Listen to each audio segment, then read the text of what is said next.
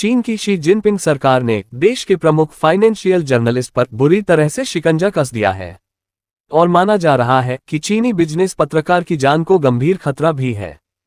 चीनी communist party ने प्रमुख चीनी बिजनेस जर्नलिस्ट वू शियाबाओ को सोशल मीडिया से प्रतिबंधित कर दिया है। बिजनेस जर्नलिस्ट पर उस वक्त पाबंदियों को लगाई गई हैं जब उन्होंने अपने एक आर्टिकल में चीन की अर्थव्यवस्था पर गंभीर खतरा बताया था।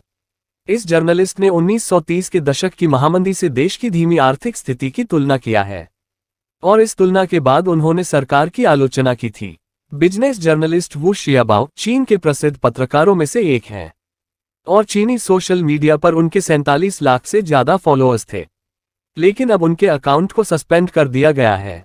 मंगलवार को उनके पेज पर एक नोटिफिकेशन जारी किया गया और कहा गया कि कानूनों के नियमों का उल्लंघन करने के लिए इस खाते पर प्रतिबंध लगाया जाता है।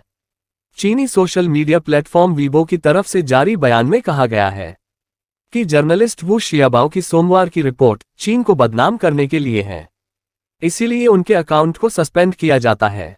वू शियाबाओ ने अपनी रिपोर्ट में चीन की मौजूदा स्थिति की 1930 की आर्थिक मंदी से तुलना किया था और इस तुलना में लिखा था कि चीन की कोविड के बाद आर्थिक सुधार की गति लड़खड़ा गई है और हाल के हफ्तों में कमजोर आंकड़ों से संकेत मिलता है कि चीन में बेरोजगारी बढ़ रही है और चीन सुधार की प्रक्रिया से बाहर जा रहा है।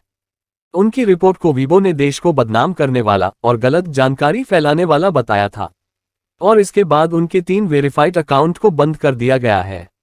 जर्नलिस्ट वू शियाबाओ के वीबो अकाउंट से अप्रैल 2022 के बाद से पोस्ट की गई सभी सामग्री को हटा दी गई है। अपने खिलाफ हो रही कार्रवाई को लेकर फिलहाल जर्नलिस्ट शियाबाओ ने एएफपी की रिपोर्ट का कोई जवाब नहीं दिया है। आपको बता दें कि चीनी वित्तीय पत्रिका कैक्सिन की वेबसाइट पर उनके नियमित कॉलम में लंबे समय से देश की आर्थिक समस्याओं का विवरण दिया गया है, जिसमें घटती जन्मदर और आसमान छूती युवा बेरोजगारी को लेकर चिंता जताई गई है। मई महीने के एक कॉलम में उन्होंने लिखा था कि बेरोजगारों की विशाल सेना एक फ्यूज बन जाएगी जो बारूद के ढेर की तरफ विस्फोट कर सकती है। उन्होंने 1930 के दशक की महामंदी के साथ स्थिति की तुलना की है। आपको बता दें कि चीन का घरेलू मीडिया राज्य नियंत्रित है और सोशल मीडिया की व्यापक सेंसरशिप का उपयोग अक्सर नकारात्मक कहानियों या आलोचनात्मक कवरेज को दबाने के लिए किया जाता है। वहीं चीन के रेगुलेटर्स ने चीन के बारे में विदेशी समाचार पढ़ने से बचने का आग्रह किया है, जबकि विश्लेषकों और अर्थशास्त्रियों को निराशावादी विचार प्रसारित करने के लिए सोशल मीडिया से निलंबित कर दिया गया है। इस वक्त चीन की अर्थव्यवस्था काफी खराब है और एक यही मोर्चा है जिसको लेकर चीन काफी डरता है। विदेशी मीडिया में भी चीन की अर्थव्यवस्था को लेकर जो नेगेटिव आर्टिकल्स लिखे जा रहे हैं उसे तो चीन कंट्रोल नहीं कर सकता है, लिहाजा वो निवेशकों से कह रहा है कि वो चीन के बारे में न्यूज रिपोर्ट्स ना पढ़े। चीन के नेशनल ब्यूरो ऑफ स्टैटिस्टिक्स ने इसी साल मार्च में अपनी अर्थव्यवस्था को लेकर एक रिपोर्ट जारी की थी, जिसमें दावा किया गया था कि कोविड संकट के बाद देश की अर्थव्यवस्था में तेजी से सुधार हो रहा है।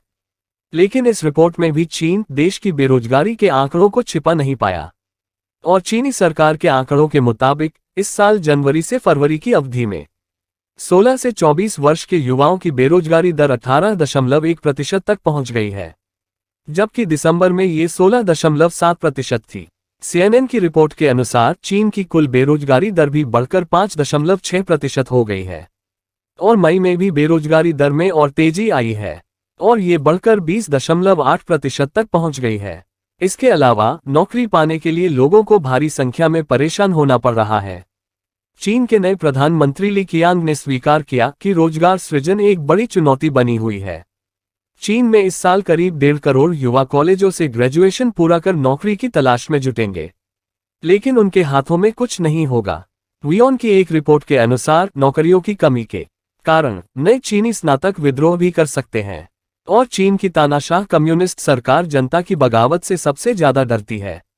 चीन की सबसे बड़ी दिक्कत यह है कि उसके 80% से ज्यादा कर्मचारी निजी क्षेत्र में काम करते हैं और कोविड संकट के बाद सबसे ज्यादा असर निजी कंपनियों पर ही पड़ा है। लिहाजा भारी तादाद में लोगों की नौकरी खत्म हो रही है, जिससे अब सरकार को विद्रोह का खतरा सता रहा है और शी जिनपिंग का सबसे बड़ा डर भी यही है।